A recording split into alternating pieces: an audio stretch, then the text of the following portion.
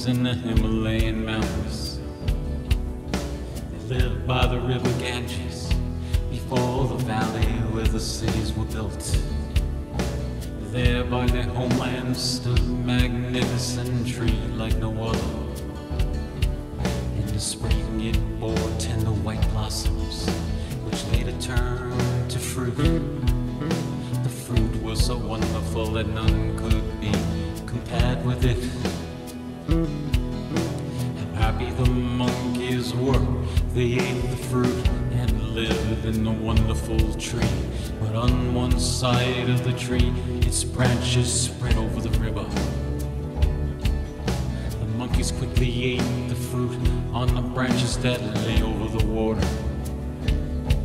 For they knew that if the fruit fell in the river and went downstream, it would carry to the city where man may search for the tree. The day came when one escaped in the river and floated downstream. Down in the valley, the king and his men were bathing in the river. One of the men saw the fruit floating amongst the tall reeds. "Wonderful," said the man, "where on earth grows a fruit such as this?" He showed it to the king, who marveled at its beauty. "It's a mango like no other I have ever seen," said the king. He and the men ate the fruit and were overjoyed with its taste. "We must find the tree which bore this fruit," and so the journey began. In search of the fruit, so divine it could never be compared to another. In a boat, they journeyed up the river Ganges to find the majestic tree.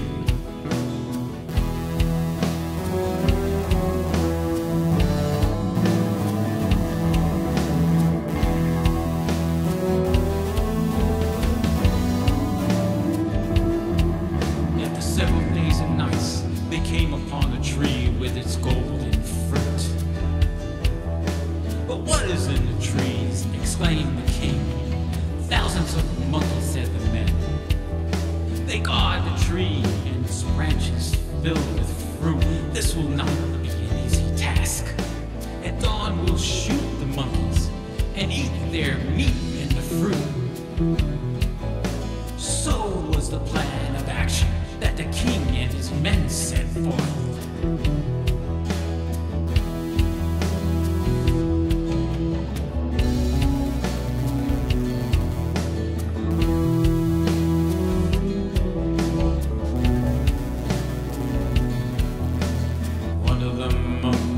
Heard the plan and told the giant monkey chief.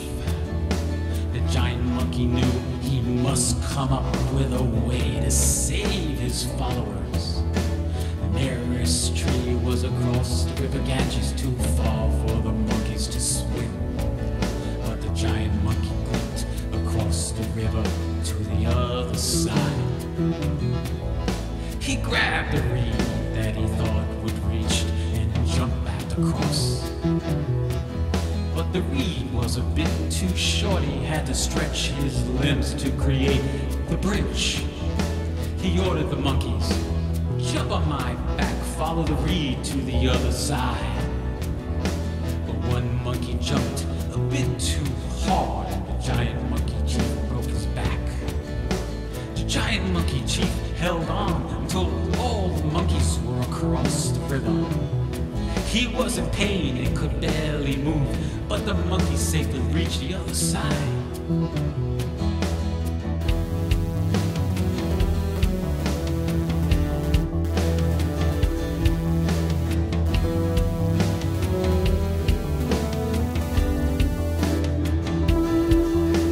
The king noticed the giant monkey's bravery, and tears streamed from his eyes. He ordered his men carry the giant monkey down from the tree. The king comforted the ailing giant monkey and sat by his side and spoke to him. You made a bridge with your body for others to cross.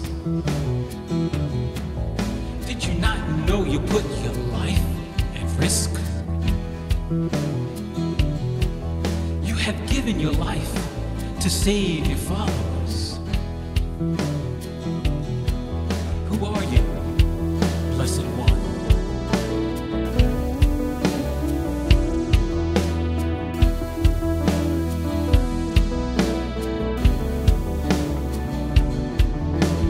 Giant Monkey Chief looked at the king and replied, I am their chief and their guide. They live with me in this tree, and I was their father. And if my death is a lesson to you, then I am more than happy. It is not the sword that makes you king, it is love alone. And those were the last words, and he closed his eyes and died. Love alone is what makes you king. Love alone